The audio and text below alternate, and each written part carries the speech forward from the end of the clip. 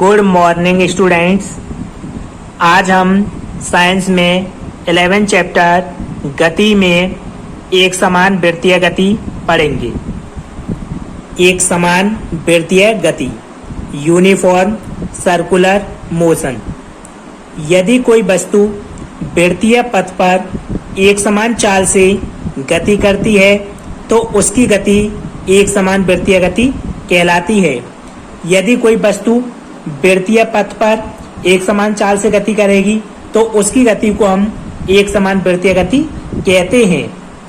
यदि कोई एथलीट चित्र में दिखाई गई विभिन्न आकृति के अनुदिश गति करता है, तब कोई एथलीट जब ये चित्र यहाँ दिए गए हैं ए बी सी डी, इनके अकॉर्डिंग गति करता है तो उसकी गति को हम नंबर ए, यहाँ ये आयत की गति है।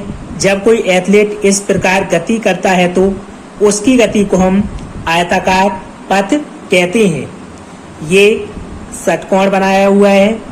इसमें जब कोई एथलीट इसके अकॉर्डिंग गति करता है तो उसकी गति को हम कोणीय पथ के अकॉर्डिंग गति कहेंगे। यहाँ ये अष्टफलक बनाया गया है। जब कोई एथलीट इस प्रकार के पथ पर गति करता है तो उसकी गति को हम अष्टकोणीय गति पथ पर गति कहेंगे। जब कोई एथलीट ये वृत्तीय पथ पर गति करेगा तो उसकी गति को हम वृत्तीय पथ पर गति या वृत्तीय गति कहेंगे। चित्र ए, बी तथा सी में एथलीट क्रम से 4, 6 तथा 8 बार अपनी दिशा परिवर्तित करता है, लेकिन जब एथलीट वृत्तीय पथ पर नियत चाल से गति करता है तो इसकी गति की दिशा लगातार परिवर्तित होती है। जब एथलीट चित्र ए में दिए गए आयताकार पथ पर गति करता है तो वह अपनी दिशा 4 बार बदलता है, जबकि कोणीय पथ पर वह अपनी दिशा 6 बार बदलता है, जबकि अष्टकोणीय पथ पर वह अपनी दिशा 8 बार बदलता है। लेकिन जब एथलीट वृत्तीय पथ पर नियत चाल से गति करता है तो इसकी गति की दिशा लगातार बदलती रहती है। वेग में परिवर्तन केवल गति की दिशा में परिवर्तन के कारण होता है। जो वेग में परिवर्तन होता है वो सिर्फ गति की दिशा में परिवर्तन के कारण होता है। इसलिए वृत्तीय पथ में गति एक त्वरित गति होती है। यदि त्रिज्या r वाले वृत्त की परिधि 2πr है तो एथलीट r त्रिज्या वाले वृत्तीय पथ का एक चक्कर लगाने में t समय लेता है।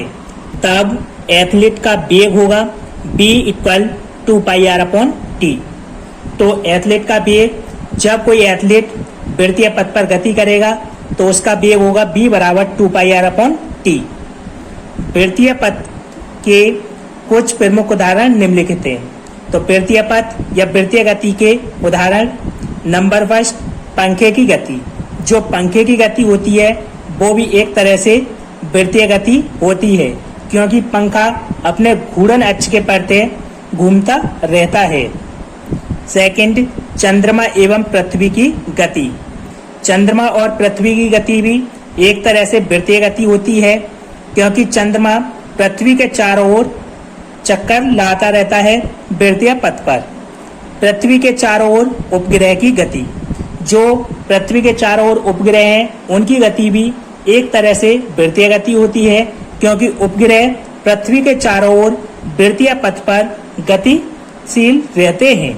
इसलिए उपग्रह की गति को भी हम वृत्तीय गति कह सकते हैं।